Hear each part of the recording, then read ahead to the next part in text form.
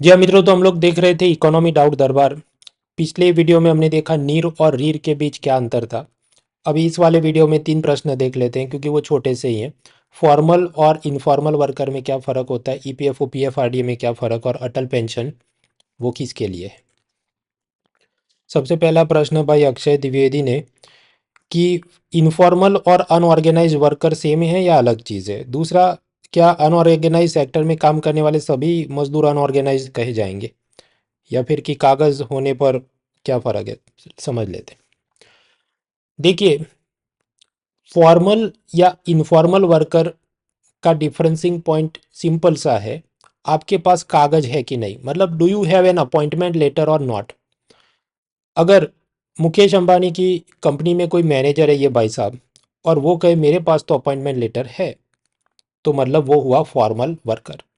On the other hand, suppose Mukesh Ambani के घर पे ये काम वाली बाई है, तो वो काम करती है, उसको सैलरी मिलती है, लेकिन उसके पास कोई कागज़ नहीं है, कोई अपॉइंटमेंट लेटर नहीं है, तो हम कहेंगे वो है एक इनफॉर्मल वर्कर।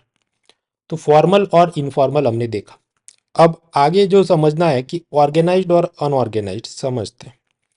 तो देखिए, ये जो माइंड मैप आपको दिख रहा है, सबसे पहले आप सिर्फ लेफ्ट हैंड पे फोकस करो। ये आदमी के पास अपॉइंटमेंट लेटर है कि नहीं, do you have a return contract. तो अगर वो कहे हाँ मेरे पास है, जैसे इन्फोसिस में काम करने वाला कोई व्यक्ति, तो हम कहेंगे वो फॉर्मल वर्कर है। ये ईंट की भट्टी वाले के अंदर काम कर रहा है, ये भाई साहब के पास नहीं है, तो हम कहेंगे वो इनफॉर्मल वर्कर है।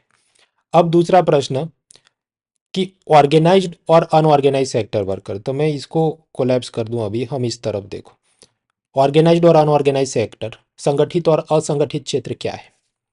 तो यहाँ पर आप प्रश्न उसको पूछो जो भी वर्कर है, are you working in government organization, सरकारी संस्था में काम करते हो, और are you working in any organization जो कि फैक्ट्री एक्ट के अंदर उसका रजिस्ट्रेशन है, कंपनीज एक्ट में उसका रजिस्ट्रेशन है, ईपीएफओ या ईएसआईसी के अंदर उसका रजिस्ट्रेशन है, या राज्य सरकार के शॉप एस्टैब्लिशमेंट एक्ट में वो छोटी किराने की दुकान है, ऐसा उसका रजिस्ट्रेशन है। अगर आप ऐसी कोई संस्था में काम करते हैं जो कि यहाँ कोई ना कोई ऐसे कानून में रजिस्टर्ड है, तो फिर हम कहेंगे कि आप एक ऑर्गेनाइज सेक्टर के वर्कर है। जैसे इन्फोसिस में काम करने वाला व्यक्ति वो कह सकता है हाँ मेरा तो इन्फोसिस कंपनी कंपनीज एक्ट में रजिस्टर्ड है, तो हम कहेंगे you are a organize sector worker. लेकिन ये ईपीएफ ये जो ईंट की भट्टी में काम करने वाला व्यक्ति है, वो कहे मेरी तो ईंट की भट्टी तो ऐसे ही बनाई है, वो कोई उसका कहीं पर भी पंजीकरण नहीं है, ना कंपनी एक्ट में, ना फैक्ट्री एक्ट में, ना शॉप एस्टैब्लिशमेंट एक्ट में, ना ईपीएफओ में, ना ईएसआईसी में, तो फिर हम कहेंगे कि वो एक अनऑर्गेनाइज सेक्टर का वर्कर है। अब वापस आते हैं, भाई का प्रश्न था कि क्या अनऑर्गेनाइज सेक्टर में काम करने वाले सभी लोग अनऑर्गेनाइज सेक्टर वर्कर हैं। तो हाँ, अनऑर्गेनाइज सेक्टर वर्कर हैं, हालांकि उसमें ये हो सकता है कुछ ऐसे लोग होंगे जिनके पास अपॉइंटमेंट लेटर हो सकता है। मान लीजिए जो ईंट की भट्ठी है, जिसने कहीं खुद का किसी एक्ट में रजिस्ट्रेशन नहीं करा है, लेकिन उसका जो मालिक है उसने हिसाब किताब रखने के लिए एक आध अकाउंटेंट को रखा और उसको कागज़ पे लिख के दिया हो कि भाई तुम मेरे लिए अकाउंट लिखने का काम करोगे और ये तुम्हारी इतनी सैलरी होगी। तो अनऑर्गेनाइज सेक्टर के अंदर हो सकता है ऐसे कुछ लोग जिनके पास रिटर्न जॉब कॉन्ट्रैक्ट हो, तो फिर हम कहें वो फॉर्मल वर्कर है।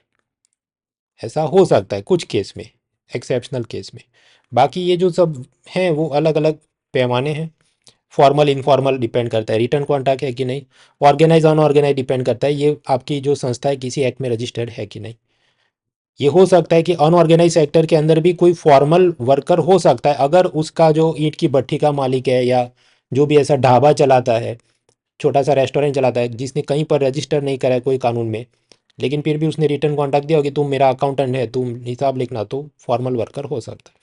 सिमिलरली, ऑर्गेनाइज सेक्टर में कोई इनफॉर्मल वर्कर भी हो सकता है। मान लीजिए इन्फोसिस के बगीचे का घास काटने वाला कोई आदमी है, तो हो सकता है कंपनी ने उसके साथ कोई रिटर्न कॉन्ट्रैक्ट ना किया हो, तो उस केस में ये हो सकता है कि वो जो व्यक्ति है वो काम करता है ऑर्गेनाइज सेक्टर में, लेकिन वो है इनफॉर्मल वर्कर, क्योंकि इन्फोसिस ने उसके साथ कोई कॉन्ट्रैक्ट साइन नहीं किया है। तो ऐसा भी सीन बन सकता है कि देयर कुड बी अ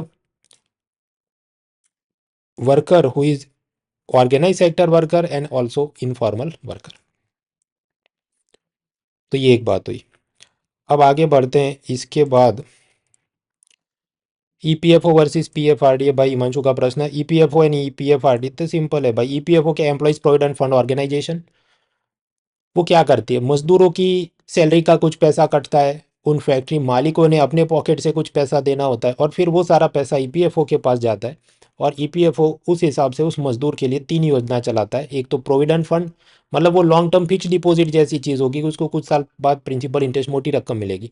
फिर डिपॉजिट लिंक्ड इंश्योरेंस की, अगर वो मर जाए तो उसकी फैमिली को पैसा मिले। एंड लास्टली पेंशन, मतलब वो रिटायर हो जाए मान ली 58-60 एज पर, तो फिर उसको हर महीने थोड़ा थोड़ा पेंशन मिलता रहे। तो ये हुआ ईपीएफओ संस्था। ऑफकोर्स वो मैंने बताया उससे ज़्यादा चीज़ और भी गहराई से हमने पढ़ी थी। Just a minute.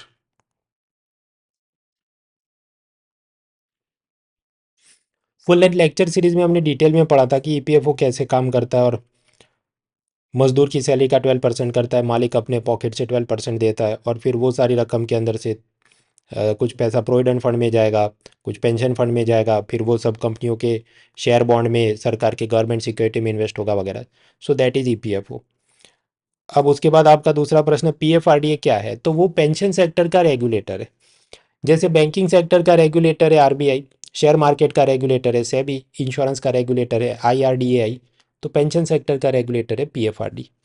हालांकि पीएफआरडीए के ऊपर कुछ पाबंदियां हैं कि ये ईपीएफओ को रेगुलेट नहीं करता, क्योंकि ईपीएफओ का अलग कानून है, उसकी अपनी ट्रस्टी काउंसिल वगैरह चीज़ अलग है, तो ईपीएफओ उससे बाहर है। बाकी जो ऐसे ही कुछ coal miner, Assam tea plantation worker के भी ईपीएफओ टाइप के सिस्टम्स हैं, वो भी पीएफआरडीए के दायरे से बाहर है। बाकी जितने पब्लिक और प्राइवेट सेक्टर के पेंशन फंड होंगे, उन सबको, जैसे एचडीएफसी का पेंशन फंड, आईसीआईसीआई का पेंशन फंड, वो सबको रेगुलेट करने का काम किसके पास है, PFRD. So that is EPFO versus PFRD. तीसरा प्रश्न था अटल पेंशन के बारे में। आदित्य ने पूछा कि अटल पेंशन क्या ये मात्र लोअर मिडिल क्लास और गरीब लोगों के लिए है, या ऊपर वाले लोग भी उसमें हिस्सा ले सकते हैं। देखिए, जो अटल पेंशन योजना है, भारत का कोई भी नागरिक 18 to 40 एज ग्रुप में है वो अप्लाई कर सकता है। उसने हर महीने अपने पॉकेट से 42 रुपीज़ से लेके 200 रुपीज़ कंट्रीब्यूट करने होंगे, जब तक वो 60 साल का नहीं हो जाता। फिर उसका पेंशन शुरू होगा, हर महीने उसको 1,000 से लेके 5,000 का पेंशन मिले। प्रश्न 1,000 मिलेगा कि 5,000, वो डिपेंड करता है उसने पैसा कितना कंट्रीब्यूट किया, 40 किया, 210 किया वगैरह। तो ये है अटल पेंशन योजना।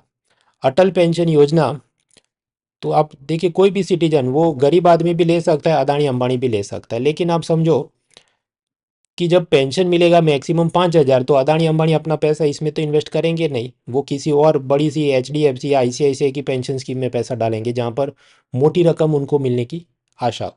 आपको उसका प्रीमियम भी बड़ा होगा कि हर महीने लाख रुपए डिपॉजिट करो और फिर आपको पेंशन मिलेगा 15 लाख या कुछ, तो वो अलग है।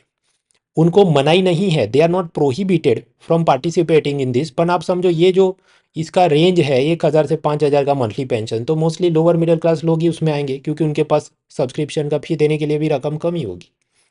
अब ये वाली चीज़ वो चर्चा में, मतलब आपके दिमाग में क्यों आई होगी कि वहाँ पर एमसीक्यू यूपीएससी ने इस टाइप का पूछा था। ये जो अटल पेंशन योजना हमने देखी थी, उसमें यूपीएससी ने एमसीक्यू 2016 में जो पूछा था कि it is a minimum guaranteed pension scheme, वो तो बराबर है 1,000 से 5,000, mainly targeted at unorganize sector worker, हाँ तो वो भी बराबर है। क्योंकि आप समझो अनऑर्गेनाइज सेक्टर में काम है, वही तो 42 से 200 रेंज के चीज़ में वो ढूंढ रहे हो, अदानी अंबानी तो उसको ढूंढ नहीं रहा होगा। So this statement is there for correct. Unorganize sector worker क्या, इससे पहले वाले भाई ने जो प्रश्न पूछा मैंने वहाँ पर आपको बताया। So that is the answer to it. तो यहाँ पर हम लोगों ने तीन प्रश्न देखे, फॉर्मल, इनफॉर्मल, ईपीएफओ, पीएफआरडी और अटल पेंशन। इसके बाद नेक्स्ट जो मैं वीडियो बनाऊँ उसके अंदर ये जीडीपी डिफ्लेटर और पब्लिक अकाउंट का पैसा किधर जाता है उसके बारे में समझते हैं। हालांकि उससे पहले जो भी लोग नए जुड़ रहे हैं अनअकैडमी के साथ, मैंने आपको बताया 26 जनवरी का ये जो पूरा वीक है, अनअकैडमी का डिस्काउंट ऑफर चल रहा है, 20% of using the coupon code munal.org। और इसके अंदर आपको ये सब plus classes, mentorship, printed notes और ये सब एक्सेस मिले अगर आप आइकॉनिक एड ऑन लेते हैं। So take benefit of that, let's crack it.